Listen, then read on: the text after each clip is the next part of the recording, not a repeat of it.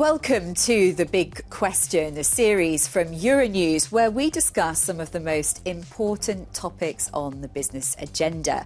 I'm Angela Barnes and today I'm joined by Kристоф Ивето from the United Nations Industrial Development Organization. Kристоф, thank you very much for joining us on the show. It's a pleasure to have you with us. Thank you very much for having me. Well, Kристоф, so a big part of UNIDO's work is focusing on the UN Sustainable Development Goal, of course. And Goal 9 is a big part of that, which, for those who don't know, is build resilient infrastructure, promote inclusive and sustainable industrialization, and foster innovation. And Kристоф, a sustainable industrialization, it always feels like a bit of an oxymoron. How do you envisage the balance? So in the past, we know that industrialization has also had a very strong footprint on the environment. At the same time, we are now in an industrial civilization. Everything around us is industrial. We all benefit from the services and products that are created every day. Now,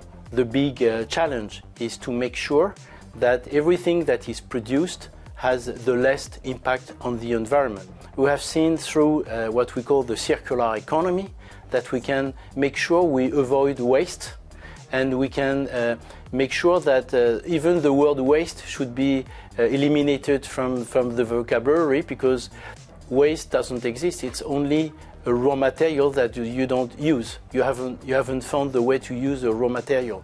So we could utilize all the material more efficiently. We are one of the promoters of circular economy around the world, and we see not only that it decreases the cost of production, but also you create new jobs, because instead of wasting or throwing away raw material, you use it, you create new industries on this basis, and this is really something that is profitable for everyone.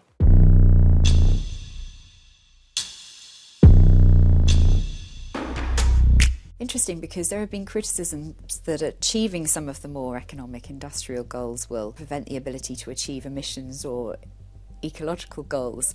Is each goal given the same importance focus, do you think, and should they be given the same level? I mean, all those are big challenges. And for sure, you have maybe some SDGs which will be the consequence of others. Let me make a clear example. In SDG 9, we have inclusive and sustainable industrialization. It means, for example, I was posted 5 years in Senegal, in Africa.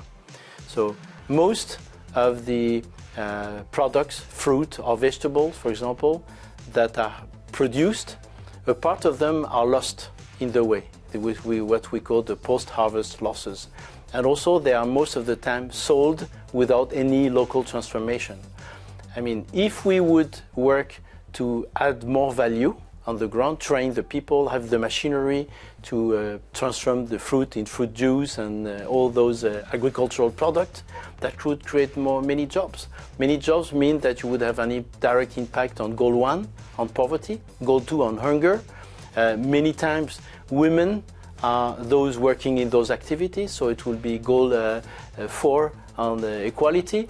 If you utilize machinery that is more resource efficient, you can also contribute to all the goals related to the environment. What we recommend is to invest more on industry, because industry can have a big impact on the other goals. What we have seen also with the new report is that every time that you have more industry in the GDP or in the wealth of a country, you have quasi automatically more human development. It means more access to education, more access to health services, more life expectancy, more equality between men and women. So you have a direct impact on social goals, on human goals. There's an estimated $4 billion funding gap to achieve all the SDGs. Where can this money come from to make this happen?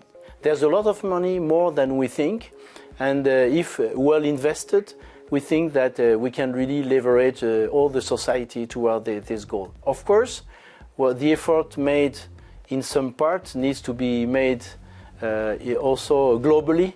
Otherwise, what we see, private sector complain sometimes that they have many rules to comply with, and maybe their competitors don't have that. So it's very important to make sure we have a global playing field. There's a lot of money that is now invested. You see the IRA, Inflation Reduction Act in the US. You've seen the big recovery plan of Europe, 750 billion to invest in new technologies, in climate-friendly technologies.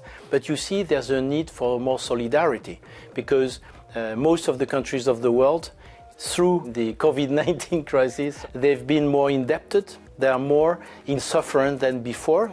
And we need a solidarity, because if we fight climate in Europe or the US or China is very good, but if we don't do it in the rest of the world, we are not going to make progress. Do you think that there is more support in place now for poorer countries? At the moment, many countries are looking more inwards than outwards. One of the mega trends that we have seen in the last 30 years is that, for example, the US and Europe, so there's a strong move now to reindustrialize. What we believe is that while this is legitimate, because people need jobs also here, is that many of those resources are in the global south. I think countries should think more how to co-industrialize. The reindustrialization of the north cannot happen without the resources that are in the south. So now, how to build this partnership, win-win partnership, where those having the resources share them, but also they keep also a part of the wealth to create jobs, so that people see that, okay, they trade their resources, but they see also improvements in their everyday life, that people have jobs, people are more prosperous, and this is what they are looking for.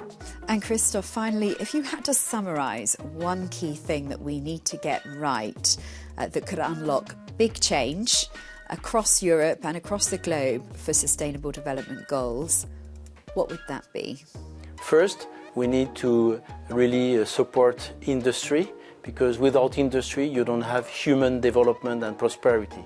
Second, we need, of course, this industry fueled by sustainable energy. Without energy and sustainable energy, we will never reach our goal in terms of climate. Christoph, thank you very much for your insights. It's been an absolute pleasure talking to you. Thank you very much for joining us on The Big Question. Thank you very much. Thank you.